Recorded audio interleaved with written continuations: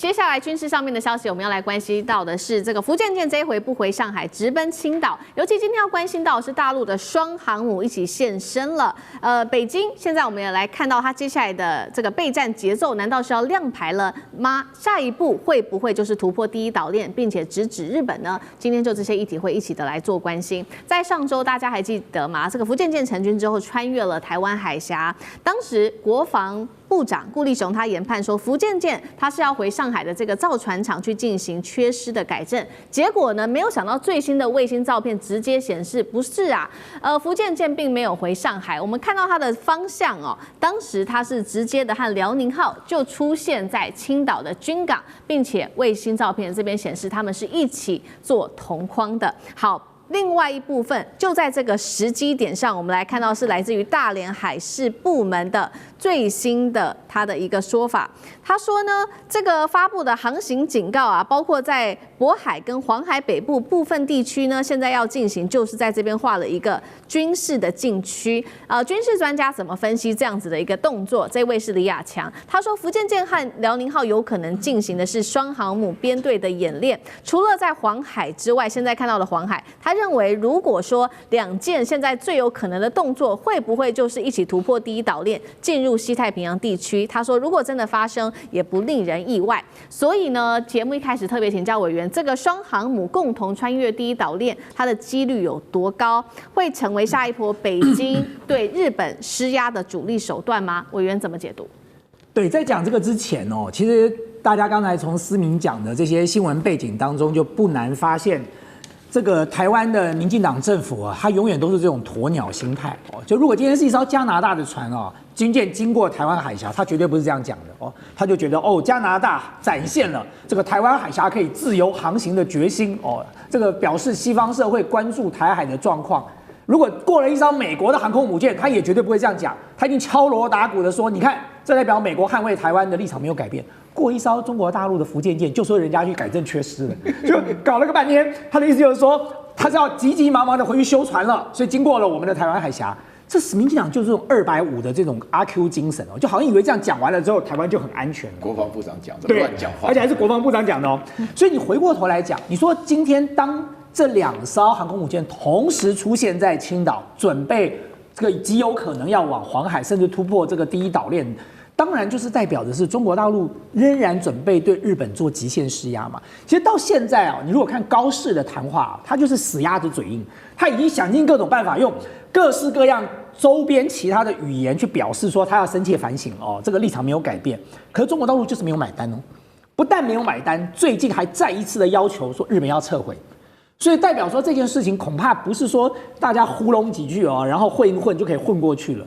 那麼因此你想想看，中國大陸所有能做的都做了哦。那麼當然他現在就要丟下更多的工具箱裡的工具了嘛。我們剛才在講說，好，沒有觀光客，好，日本要挺，這要挺，恐怕他這個半年、1年內他就會這個觀光業就受到重傷了。可是對中國大陸來講，他可能希望更早去解決這個爭議啊。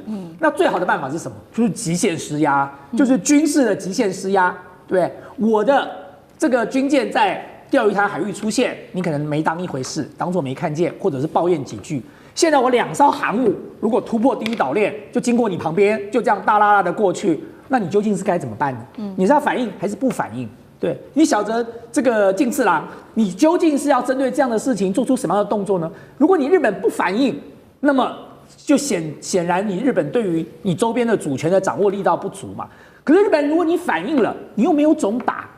真的要打起來，真的要有任何規模的衝突，中國大陸都不會怕的啦。講白了，中國大陸的人民想打日本已經想了很久了，就是看日本不順眼已經不是1天2天的事哦，就是你自己去把頭伸到獅子的嘴巴裡頭去，你不自己找麻煩嗎？所以我覺得套一句我们中國俗話說，叫做招人者賤，打死無怨啊。就是你沒事就不要去招惹別人，你去招惹別人了，那你當然你就要負起應該有的代價跟後果。所以我會覺得，其實如果這個高市還沒有撤回，他還是要玩這種文字遊戲，那麼我相信中國大陸的這個軍事施壓的這種極限施壓的力道會持續的增加，增加到你日本不得不把那句話吞回去，因為顯然，中國大陸做了這麼多事情。美國都還沒講過話哦。美國唯一講的就是我們看到媒體報道，川普叫高市離台灣遠一點，台灣的事你不要插手。所以美國並沒有 back up 日本。沒有美國的日本，根本就是一隻跳梁小丑而已。他原本之所以可以張牙舞爪，是因為他以為他可以把背後的老大哥拖下水。可是當老大哥站在旁邊觀看的時候，那你就看這個跳梁小丑怎麼收尾吧。好，所以我們現在看到中國大陸的雙航母就是出現在這邊，對日本做一個極限的施壓。那我們也看到說2艘雙航母，一個是福建號，一個是它的遼寧號，最資深，一個是最新，他們可能會在這邊演練什麼樣子的科目？這第一個問題。第二個，這個遼寧艦接下來可能會傳承它什麼樣的作戰經驗，又給這個福建艦，幹哥怎麼看？好，這2艘船其實在基本的構型上是不一樣的，但是他們2艘船在黃海進行雙艦編隊，也有可能突破第一島鏈，這件事情的意義比較大。你要知道，我舉偷襲珍珠港為例，也就是在1940年左右，珍珠港事件是1941年12月7號發生的。那在這之前，你知道日本機動部隊的航艦這個飛行員着艦的訓練以及投彈訓練，整整進行了1年半。在哪裡？在相模灣，東京灣的外海，在相模灣。那現在像福建艦跟遼寧艦，他們要做的也是一樣的工作。為什麼？我準備應付你的攻擊，或者是我準備應付我必須攻擊你。也就是說，這些事態沒有轉圜餘地的時候，你們的航空母艦編隊要能夠馬上能夠反應得過來。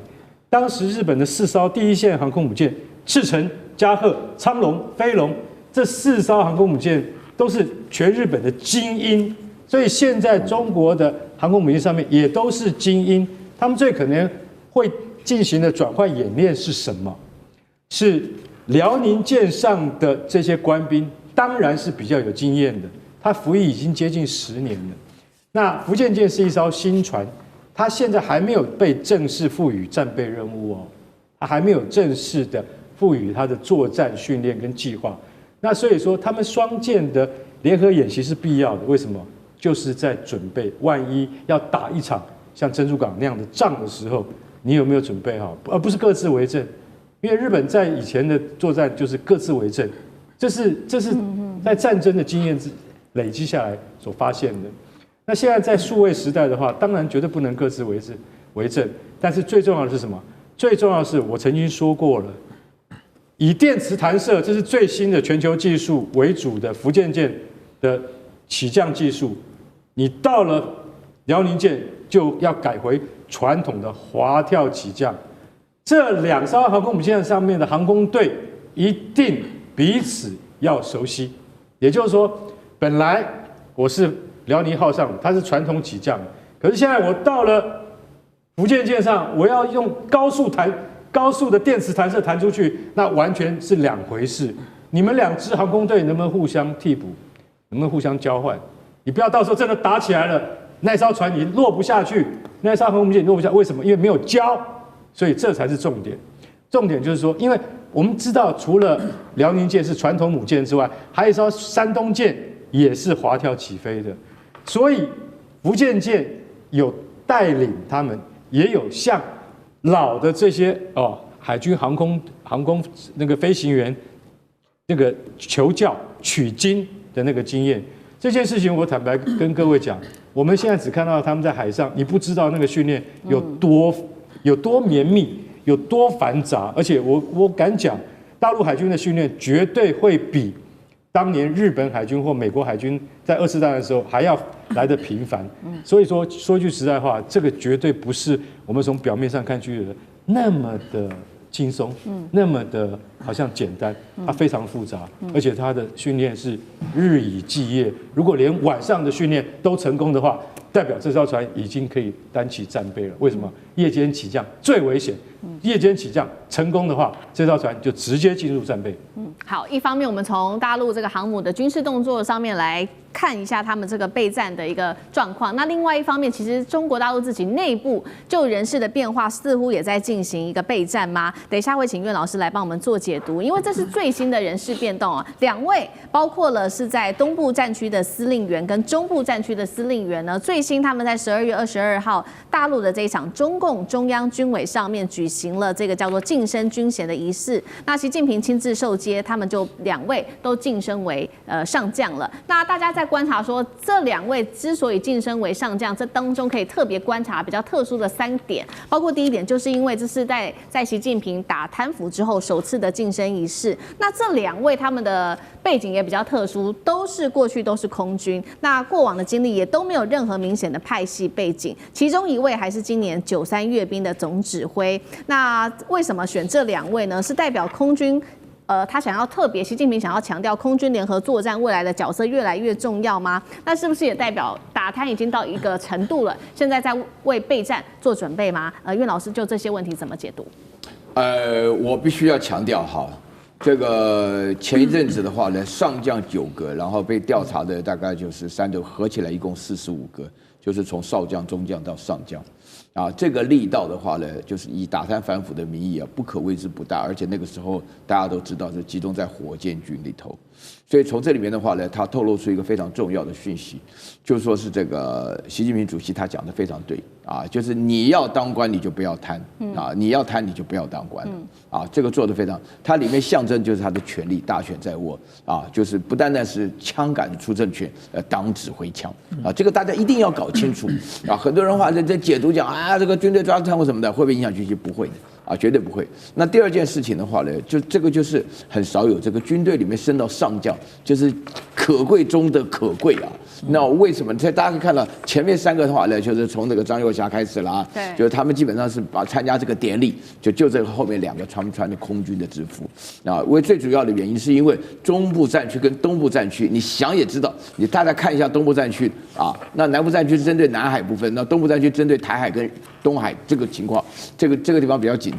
那你這個整個這個司令員的話，在空軍上來講，接着就會一起升起來，確實是代表他們非常具有這個地位啊。這個名正言順的話呢，所以說就是一個叫做韓勝言，是這個93閱兵的一個總指揮官。那另外楊志斌的話呢，啊，這個他是東部戰區。對，楊志斌的話，河南人的哈，那個韓勝言是這個河北人。那他們這裡面的話呢，就是把這個地位的話呢彌補提高，就這個戰區的司令員。另外我覺得還有一點非常重要，就是我覺得因為空軍現在的任務非常吃重啊，這個不是只有台灣島上環台啊，聯合利劍日本也搞了。現在日本的話呢，大陸我跟你講哈，這我們國防部顧立雄是只敢講這個別的哈，他不敢講啊。你知道今天就是現在搞不好都有大陸的飛機繞過來，空軍的環台的力量影響非常大。那這日本心裡有數了，日本有數。那這個飛行員感受到的壓力非常大，所以說你從這個角度上來講的話，目前為止只有空軍能夠真正出現一些威懾的效果啊。所以我覺得這個是東部戰區跟中部戰區是一個非常重要的位置，也是吃重的位置。